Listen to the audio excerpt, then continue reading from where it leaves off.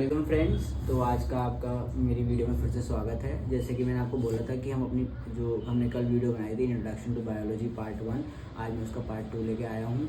तो रिक्वेस्ट मेरी वही रहेगी आप लोगों से कि आप एक पेन और पेपर लिख लें, क्योंकि कल तो हमने लिमिटेड डेफिनेशंस करी थी, थोड़ी सी बहुत कम टर्मिनोलॉजी करी थी जस्ट तुम्हें रिस्पॉन्स देखने के लिए, और रिस्पॉन्स मुझे बहुत ही अच्छा मिला है। तो इसलिए आज थोड़ी वीडियो लंबी होने वाली है, आप लोगों का टाइम थोड़ा ज़्यादा जाने वाला है। तो मेरी यही रिक्वेस्ट रहेगी कि आप एक पेन और एक पेपर अपने साथ रख लें, ताकि जो भी मैं आपको पढ़ा रहा हूँ या जो भी मैं आपको बता रहा हूँ आप उसको नोट डाउन कर सकें। तो शुरू करते हैं हम अपनी डेफिनेशंस, जो भी कॉमन टर्मिनोलॉजी है, अपनी पहली डेफिनेशन शुरू करते हैं। हमारी पहली डेफिनेशन है प्योर बॉटनी। प्योर बॉटनी का मतलब क्या होता है? देखिए, बॉटनी होती है स्टडी ऑफ प्लांट्स, ठीक है। एक होती है, उसमें भी दो टाइप की वो होते हैं, ब्रांचेस होती हैं। एक होती है प्योर बॉटनी, एक होती है अप्लाइड बॉटनी, ठीक है। प्योर बॉटनी में का मतलब ये होता है जिसमें हम प्रॉपर ये जो नेचर में जो प्लांट्स हैं उनके बारे में पढ़ना। और अप्लाइड बॉटनी का मतलब ये होता है कि उन प्लांट्स को हम मैनकाइंड में किस तरीके से उनका इस्तेमाल किया जा रहा है उसे बोलते हैं अप्लाइड बॉटनी। जैसे बोलते हैं ना प्योर एंड अप्लाइड साइंसेस, तो वो ये कि साइंस का हम किस तरीके से हम एप्लीकेशन ला रहे हैं अपनी लाइफ में, उसको हम कैसे उसके हम बेनिफिट्स उठा सकते हैं, वो हम अप्लाइड बॉटनी या किसी भी अप्लाइड साइंस में हम पढ़ते हैं। हमारी नेक्स्ट डेफिनेशन है मॉर्फोलॉजी। ये मैं कल आपको बता चुका हूँ। मॉर्फोलॉजी जो हम पढ़ते हैं एक्सटर्नल और इंटरनल स्ट्रक्चर्स के बारे में। इस हिसाब से टू तरीके की मॉर्फोलॉजी होती है। एक होती है एक्सटर्नल मॉर्फोलॉजी, एक होती है इंटरनल या इंटीरियर मॉर्फोलॉजी। उसके बाद आता है हमारा साइटोलॉजी। साइटोलॉजी का मतलब क्या होता है? साइटो का मतलब होता है सेल, तो सेल के स्ट्रक्चर या उसके फंक्शंस के बारे में हम किसमें पढ़ते हैं? साइटोलॉजी में पढ़ते हैं। ऐसे ही हमारी नेक्स्ट डेफिनेशन है आपकी माइकोलॉजी, ठीक है। माइकोलॉजी का मतलब क्या होता है आपका? माइकोलॉजी का मतलब होता है आपका फंजाई, ठीक है। फंजाई होता है जिसमें हम फंजाई के बारे में पढ़ते हैं, फंजी के बारे में पढ़ते हैं, उस स्टडी को हम बोलते हैं माइकोलॉजी। उसके बाद फाइकोलॉजी को क्या बोलते हैं? फाइकोलॉजी को हम बोलते हैं जिसमें हम किसके बारे में पढ़ते हैं? काई के बारे में। हमने काई सुनी होगी, हरे रंग का एक लचीला पदार्थ होता है जिसे हम क्या बोलते हैं? एल्गे बोलते हैं। तो स्टडी ऑफ एल्गे को क्या बोलते हैं? फाइकोलॉजी बोलते हैं। ये मैंने एक बहुत बड़ी लिस्ट बना रखी है, आप लोग नर्वस ना हो इसलिए लिस्ट में आपको डिस्क्लोज नहीं कर रहा हूँ, बट मेरा आज का गोल ये है कि इस लिस्ट में जितनी भी डेफिनेशंस हैं वो हम पूरी कर पाएँ। उसके बाद है हमारी नेक्स्ट डेफिनेशन बैक्टीरियोलॉजी। बैक्टीरियोलॉजी क्या होती है? बैक्टीरिया, देखिए हर चीज़ में लॉजी आ रहा है तो इसका कहीं ना कहीं हम स्टडी कर रहे हैं। स्टडी किस चीज़ की?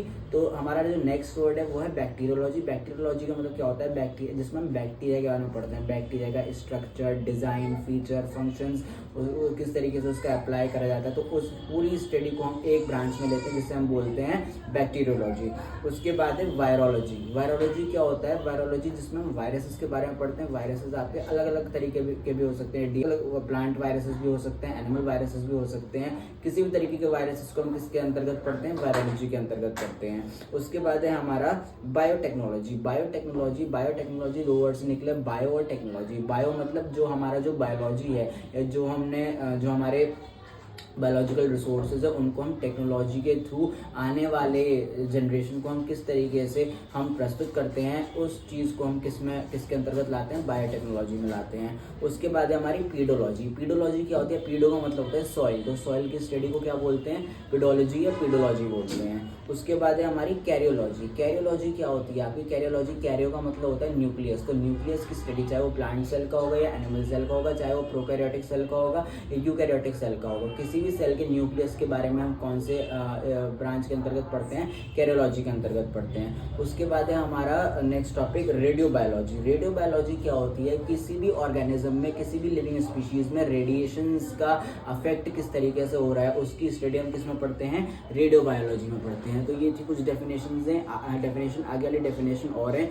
ब्रायोलॉजी। ब्रायोलॉजी क्या होती है? आपने ब्रायोफाइट्स का नाम सुना होगा, जो आपके क्या होते हैं? एक्वेटिक होते हैं, ठीक है। तो ब्रायोफाइट्स की स्टडी को हम किस में पढ़ते हैं? ब्रायोलॉजी में पढ़ते हैं। उसके बाद आता है टेरिडोलॉजी। टेरिडोलॉजी वो टेरिडोफाइट्स जो होते हैं, टेरिडोफाइट की स्टडी को हम क्या बोलते हैं? टेरिडोलॉजी बोलते हैं।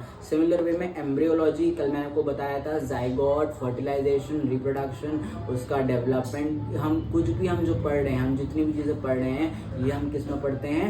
आपके एम्ब्रियोलॉजी में पढ़ते हैं। उसके बाद आते हैं हम जेनेटिक्स में आपको बताया था अनुवांशिकी, जिसमें हम क्या पढ़ते हैं, क्लैन, कुल, लीनिएज के बारे में पढ़ते हैं, क्लैन के बारे में पढ़ते हैं, ठीक है। और किस मतलब पूरी जेनेटिक्स में आपका क्या आ जाता है, आपका क्लैन, लीनिएज, क्लासिफिकेशन, ये सब आपका किस में आ जाता है, जेनेटिक्स में आ जाता है। उसके बाद है आपका एग्रीकल्चर क्या होता है, एग्री मतलब जो आपके क्रॉप्स होते हैं, तो क्रॉप्स की स्टडी को, उनको किस तरीके से ग्रो किया जा सकता है, उनको किस तरीके से उनसे फायदा उठाया जा सकता है, उसको हम बुलाते हैं एग्रीकल्चर में। ऐसे ही आपका इकोनॉमिक बॉटनी भी होती है। इकोनॉमिक बॉटनी मतलब यही होती है कि हमारे जितने भी प्लांट्स हैं, फ्रूट्स हैं, उनका हम इकोनॉमिकल वे में किस तरीके से हम उसका बेनिफिट ले सकते हैं, वो हम पढ़ते हैं इकोनॉमिक बॉटनी में। हमारी नेक्स्ट डेफिनेशन है हॉर्टिकल्चर आपको पता है हॉर्टिकल्चर क्या होता है, आपका study of fruits and flowers is called horticulture. ऐसे ही होता है आपका प्लांट ब्रीडिंग का मतलब ये होता है कि किसी भी हमने 2 वैरायटी ऑफ प्लांट को लिया, या हमने 2 variety of plant species Lee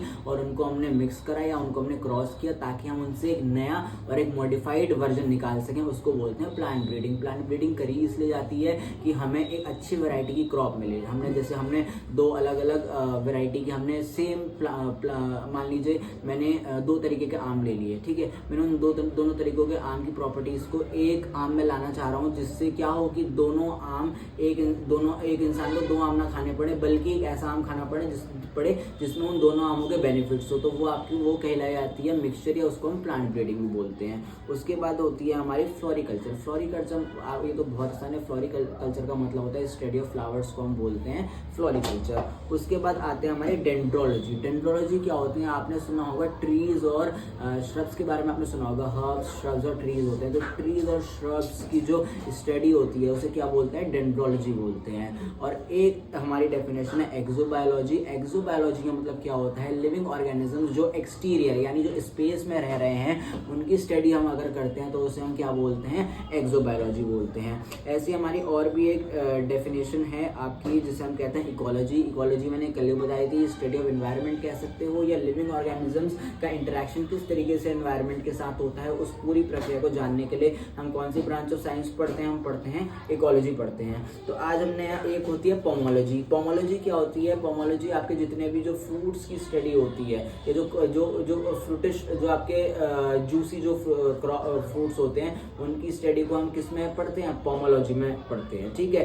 bacteriology में मैंने आपको फिर से बताया था, बैक्टीरियोलॉजी में हम क्या पढ़ते हैं, बैक्टीरिया का पूरा स्ट्रक्चर, उसका बेनिफिट। उस ऐसे ही आता है हमारा लाइचेनोलॉजी क्या होता है, आपका लाइचेन्स आपने सुना होगा, जो सिम्बायोटिक होते हैं, यानी उनका एक म्यूचुअल एसोसिएशन होता है विद देयर पार्टनर की, एक तरफ एक हाथ तू दे एक हाथ मैं दूंगा। तो लाइचेंस की स्टडी को जो आपके क्या होता है, सिम्बायोटिक होते हैं, उनको हम किस में पढ़ते हैं, उनकी जो ब्रांच होती है वो होती है आपकी लाइचेनोलॉजी। तो अगर मैं गलत नहीं हूँ तो हमने कम से कम आज 36 to 37 या 40+ डेफिनेशन हम कर चुके हैं। ये थे हमारे बेसिक टॉपिक्स, जो अगर आप कल हम कोई भी टॉपिक हम पढ़ते हैं तो आपको इसके बारे में अगर आप जानोगे तो आपके लिए बहुत आसान हो जाएगा जानना कि ये ब्रांच का नाम क्या था, या इसको हम किस नाम से बोलते हैं। तो ये हमारा जो सेक्शन है इंट्रोडक्शन टू बायोलॉजी पार्ट 2, ये मैं यहीं पे ख़त्म करता हूँ।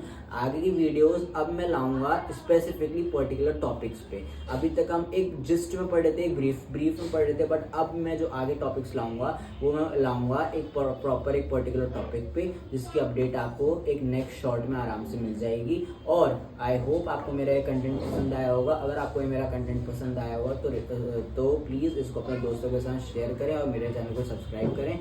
और आप चाहें तो मेरी वीडियोस को लाइक कर सकते हैं। इससे मेरे को एक सपोर्ट, एक पता चलता है, एक फीडबैक मिलता है कि मेरा जो भी मैं मेहनत कर रहा हूँ, जो भी मैं अपना फीड इनपुट दे रहा हूँ, उसका मुझे आउटपुट एक पॉजिटिव मिल रहा है नहीं मिल रहा है। तो आप सबसे मुलाकात होगी नेक्स्ट वीडियो में। Thank you very much.